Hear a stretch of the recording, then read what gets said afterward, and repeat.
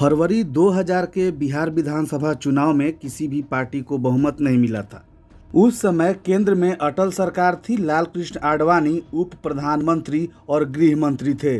BJP को 67 सीटें मिली थीं, वहीं राजद ने 124 सीटों पर जीत दर्ज की थी। समता पार्टी को 34 और जेडीयू को 21 सीटें मिली थीं।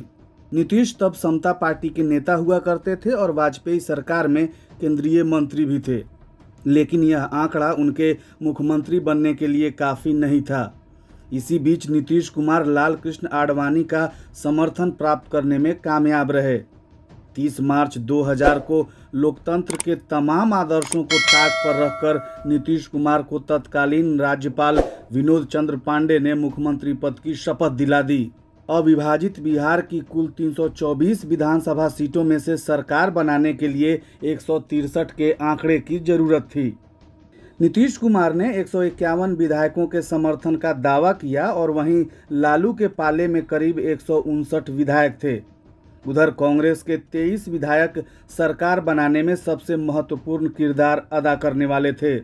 इससे पहले कि नीतीश खेमा इन विधायकों से संपर्क साध पाता, सभी 23 विधायकों को सिवान के तत्कालीन सांसद बाहुबली मोहम्मद शहाबुद्दीन की देखरेख में पटना के पाटलिपुत्र स्थित होटल अशोका पहुंचा दिया गया। उधर लगातार चौतरफा दबाव के बाद राज्यपाल ने नीतीश कुमार को विश्वास प्रस्ताव का सामना करने को कहा। नीतीश कुमार को यह बात मालूम थी कि उनके पास पर्याप्त संख्या मौजूद नहीं है। 10 मार्च 2000 को नीतीश कुमार ने मुख्यमंत्री के पद से इस्तीफा दे दिया। इसी के साथ नीतीश का मुख्यमंत्री के तौर पर पहला कार्यकाल केवल 7 दिनों में ही खत्म हो गया। 11 मार्च को राबड़ी देवी ने मुख्यमंत्री के तौर पर तीसरी बार शपथ ली।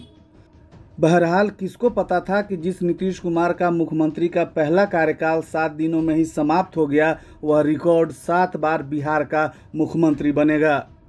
नमस्कार, आप देख रहे हैं न्यूज़ नगाड़ा। मंडल की राजनीति से नेता बनकर उभरे नीतीश कुमार को बिहार को अच्छा शासन मुहैया कराने का श्रेय दिया जाता है। हालांकि उनके विरोधी उन पर अवसरवादी होने का आरोप लगाते रहे हैं।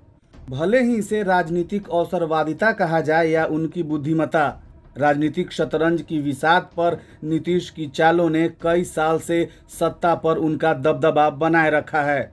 बिहार में सत्ता विरोधी लहर और विपक्ष की कड़ी चुनौती के बावजूद सत्ताधारी एनडीए गठबंधन ने 2020 के विधानसभा चुनाव में शानदार जीत दर्ज की है।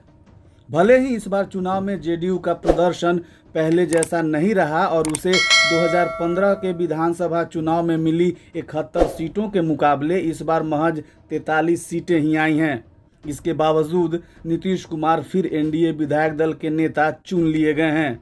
ऐसे में करीब 15 साल से बिहार में सत्ता की कमान संभाल रहे नीतीश कुमार एक बार फिर मुख्यमंत्री पद की कुर्सी पर बैठेंगे। नीतीश ने 70 के दशक में अपने राजनीति की शुरुआत की थी।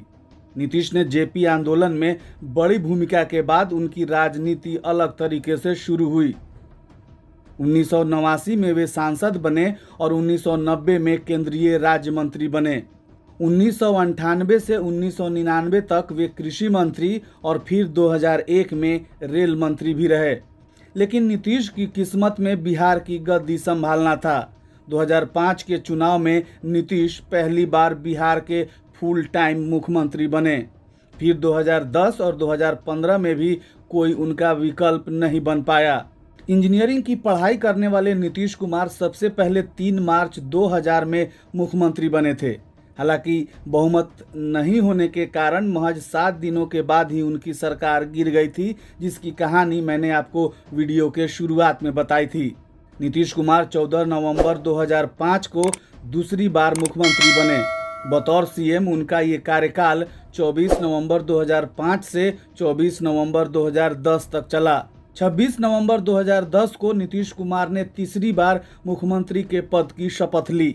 बाद में कार्यकाल के पूरा होने के पहले ही 2014 के लोकसभा चुनाव में हुई पार्टी की करारी हार का जिम्मा लेते हुए उन्होंने इस्तीफा दे दिया था।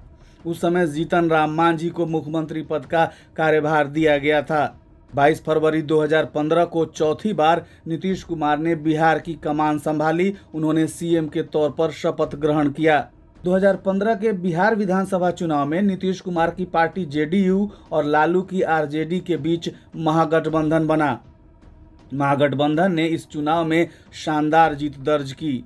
20 नवंबर 2015 को नीतीश कुमार 5वीं बार मुख्यमंत्री बने। करीब 1.5 साल बाद ही नीतीश कुमार ने आरजेडी के साथ गठबंधन तोड़ने का फैसला लिया। फिर बीजेपी के साथ गठबंधन में सरकार बनाई। उस समय 27 जुलाई 2017 को नीतीश कुमार 6ठी बार मुख्यमंत्री बने।